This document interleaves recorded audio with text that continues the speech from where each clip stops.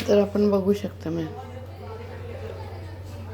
3 चमचे मी तेल गरम करायला ठेवलेले कुकरमध्ये. हे चण्याच्या आमटीसाठी तेल चांगलं गरम पाहिजे.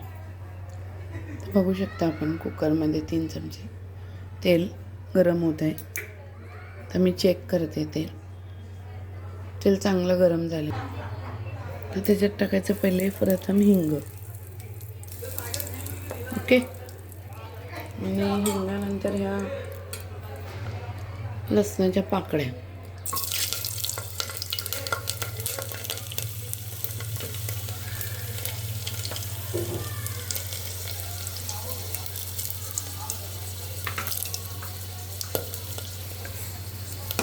त्यानंतर हे टाकायचे कांदा.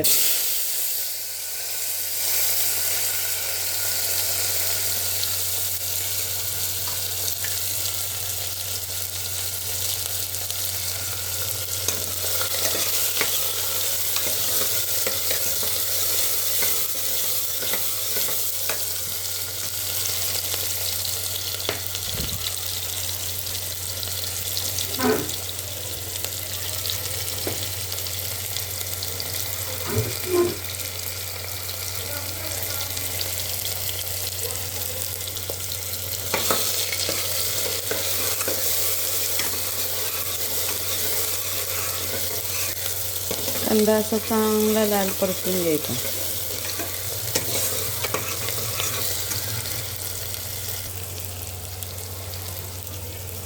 बघू शकता कांदा कसा लाल झालेला आहे. त्या स्टेजला आपण टाकूया हे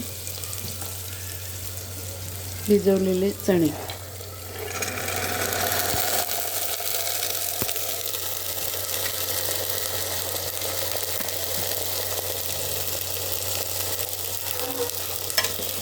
ते पण असे जरा परतवून घ्यावे आणि त्याच्यानंतर हे टाकावे मसाले.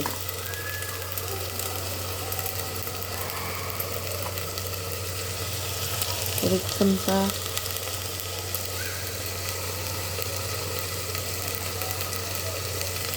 हळद, अर्धा चमचा, 1 चमचा काश्मीरी लाल मिरची, 1 चमचा मीठ स्वादानुसार,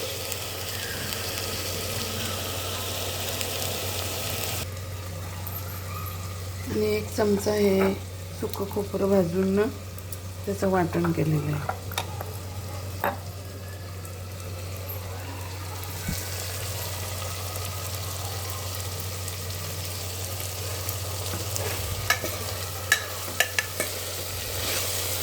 चांगलं परतवायचे सगळे मसाले आणि 5 मिनटं असं शिजवून द्यायचं गॅसवर.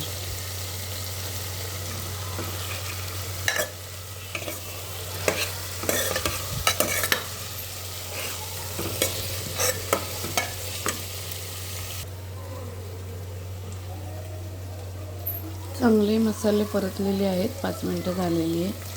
बघू शकता आपण तेल सुटलेलं आहे. चांगलं तेल सुटलेलं आहे भाजीला आपल्या. त्या स्टेजला हे शिजण्यासाठी आपल्याला या केटलमधून गरम पाणी टाकायचं आहे. आपण बघू शकता.